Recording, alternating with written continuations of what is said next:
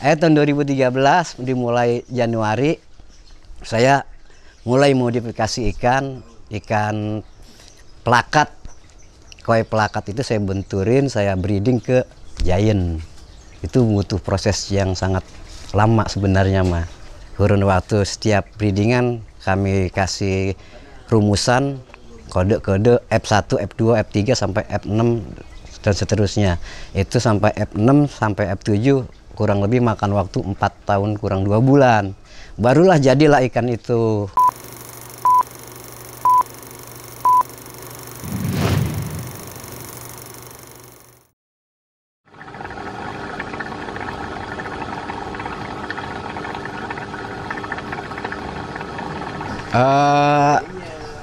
Suka atau demen lah bahasa kitanya mah, demen dengan ikan cupang itu ya dari semenjak saya SD juga atau masih sekolah udah demen, cuma sekedar demen-demen anak-anak lah seperti apa kan gitu ya.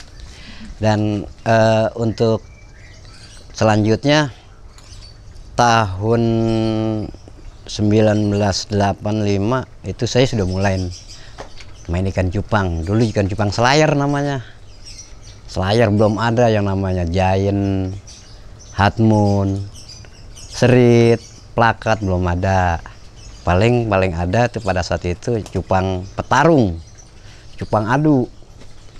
Pada saat itu lama seiring berjalannya waktu, tahun kurang lebih tahun 1997 atau 98 itu baru saya mulai main ikan cupang hatmoon. Itu sekedar hobi doang, senang saya praktekin di breeding pelan-pelan, akhirnya jadi banyak. Akhirnya saya kembang biakan terus sampai saya budidayalah, kembang biakan sampai banyak. Setelah itu baru saya cari solusi lagi sendiri, apa lagi yang harus saya kembang biakan di cupang itu. Karena yang namanya faktor usia tidak dipungkiri, pengen istilah kita dapat pemasukan lumayan, ikan harus banyak.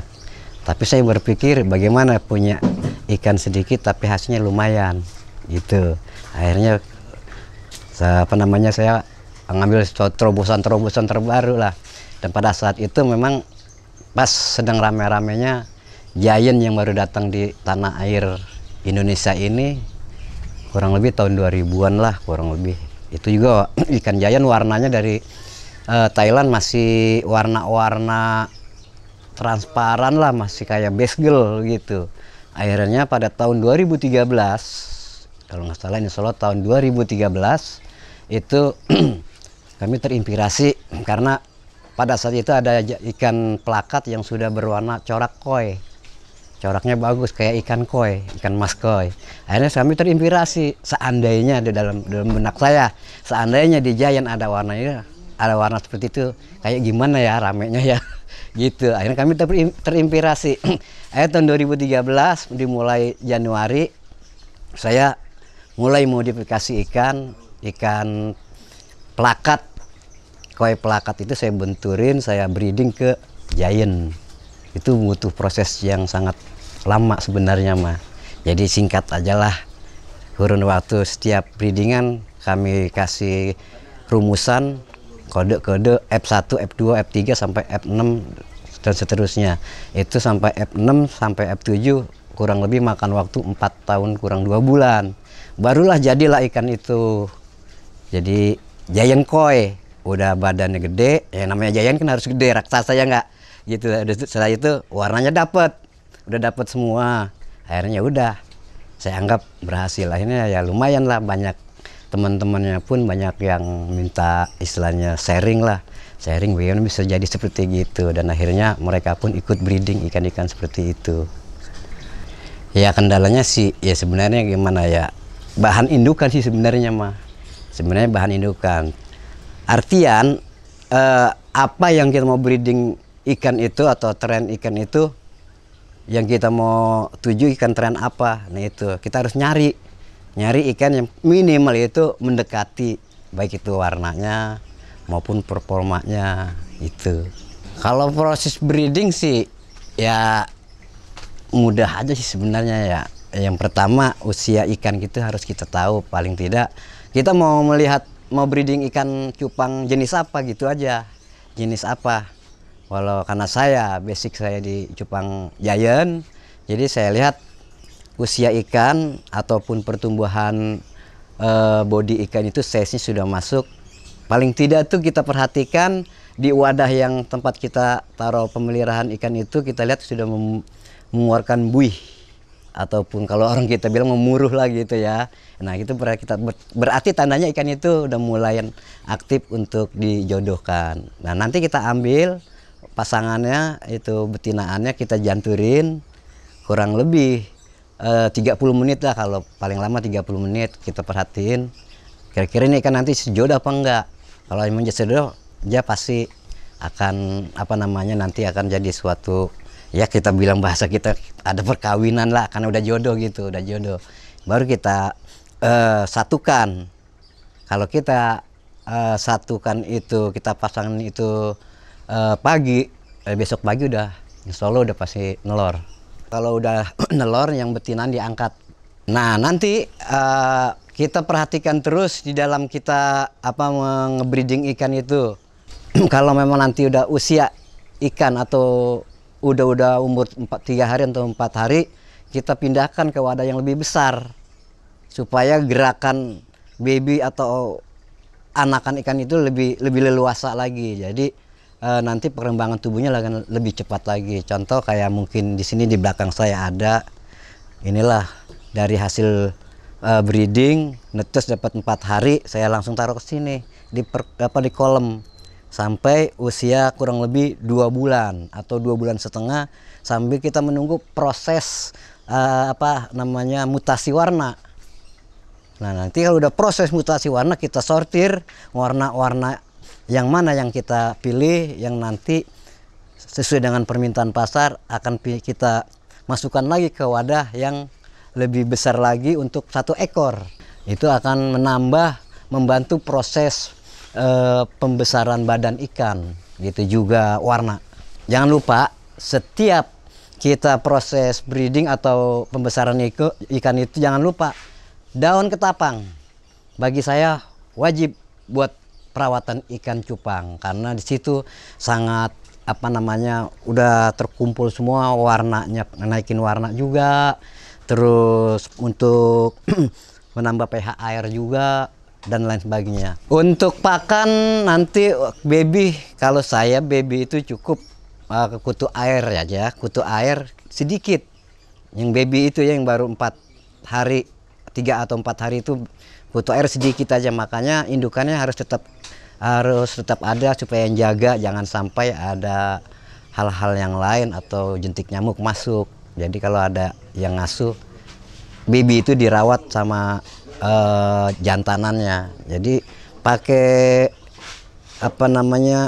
kutu air sedikit aja, karena kutu air itu kan amuba, membelah diri.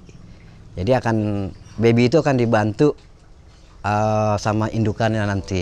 Nah setelah itu proses di kolam pun begitu, tetap kutu air tuh jangan sampai lepas, jangan kasih yang lain sampai usia 2 bulan. Itu sebenarnya usia sebulan juga kita perhatikan, kalau udah bisa makan yang lain kayak baby shrimp atau casut, cacing sutra. Kalau kita melihat perhatikan perkembangan tubuhnya cepat besar, ya udah pakai dibantu dengan casut, cacing sutra atau cacing dara belopom sampai usia 2 bulan sampai 2 bulan setengah sampai masuk ke ember. Dan kalau di ember itu, kalau saya pagi pakai kutu air dan sore pakai casut. Kalau ada belopom ya belopom atau cacing dara gitu. Fungsi pakan itu yang pertama kutu air. Kutu air itu ya di samping untuk proses pengembangan tubuh, juga proses mutasi warna juga. Terus supaya lebih sehat, ikan juga nggak terlalu rentan penyakit di kutu air. Dan kalau casut atau cacing sutra itu untuk mengejar proses pengembangan tubuhnya saja, itu casut. Nah kalau belopom, atau cacing dara itu mungkin hampir sama dengan kutu air. Itu dia buat menambah badan lebih cepat besar, warna juga cepat naik. Itu blopom atau cacing darah. Kalau jentik nyamuk, nah itu jentik nyamuk untuk memperkokoh pori-pori atau tulang-tulang ikan. Untuk penyediaan pakan itu ya kalau di tempat saya ini karena sudah masih banyak tempat-tempat lahan-lahan pertanian, jadi ya saya cukup nyari sesuai dengan takaran ikan yang kami miliki. Kalau cacing itu saya beli, blopom atau cacing darah juga beli. Nah jentik nyamuk mungkin di tempat lain juga banyak jentik nyamuk mah. Di wadah pembesaran itu nanti tolong di samping ada daun ketapang, kalau bisa ada daun kapu-kapu lah. Fungsinya untuk apa? Di samping dia untuk meredam panas ataupun turunnya hujan, samping itu pula dia akan menyimpan jangan sampai ikan terkena bakteri yang ada di air itu. Maka pada intinya mah pohon itu untuk meredam panas ataupun air hujan yang langsung itu. Kalau ciri-ciri ikan sehat, fisik ikan sehat itu ya yang jelas kalau memang itu laki yang male lah gitu, yang male yang jantan itu aja selalu mengeluarkan busa. Juga agresif, kita tunjuk pakai tangan atau kita buka sekat aja tuh dia udah langsung ngedok. Begitu juga yang female ataupun yang betinan sama. Kalau yang ikan kurang agresif atau katakan kurang sehat itu ya tadi kembali ya kebalikan yang tadi, dia itu males, gerakannya juga lambat, bahkan mungkin ada yang agak sedikit kuncup kayak kedingin. Itu faktor air, pasti faktor air, pakan ataupun cuaca. Jadi perawatannya untuk saya ikan itu saya taruh di wadah yang agak kecil, kasih airnya sedikit, kasih garam, kasih daun ketapang. Saya beranggapan untuk membentuk warna ikan itu saya anggap sama dengan campuran warna cat itu campuran cat. Kita pengen warna ini harus warna ini dengan warna ini. Ternyata di ikan itu nggak seperti gitu. Kembali ke gen. Ikan itu kembali ke gen warna sebenarnya mah. Biasanya itu di faktor yang female, yang cowok, yang cewek. Semuanya untuk warna, size atau ya ukuran badannya pun di cewek. Kita ambil indukan yang terbaik di ceweknya. Saya sarankan untuk tip atau pemula khususnya pemain-pemain ikan cupang yang pertama berangkat hobi dulu lah yang penting. Hobi terhadap binatang atau piaraan yang kita kita rawat itu. Hobi dulu, jadikan hobi dulu. Kalau kita udah hobi, udah seneng, udah sayang dengan piaraan atau binatang yang kita rawat, kita gimana rasanya? Kita rasa tanggung jawabnya. Masalah ini makhluk hidup, harus benar kita jaga, kita rawat. Dan lama-lama nanti silakan mau dikembangbiakan silahkan gitu. Harapan saya ya yang pertama untuk para petani tetap kita eksis, kita pertahankan gen-gen ikan cupang yang khususnya yang ada di negara yang ada di Indonesia ini, kita pertahankan. Juga para petani jangan sampai cukup merasa puas di situ, jangan, terus kembangkan terus. Dan harapan saya untuk ke pemerintah kita, tolong diperhatikan masalah pengiriman ataupun yang lainnya. Tolong, ini kan kita artian termasuk golong usaha UMKM. Tapi alhamdulillah sih sekarang pemerintah kita sudah benar-benar menyupport sekarang gitu. Alhamdulillah.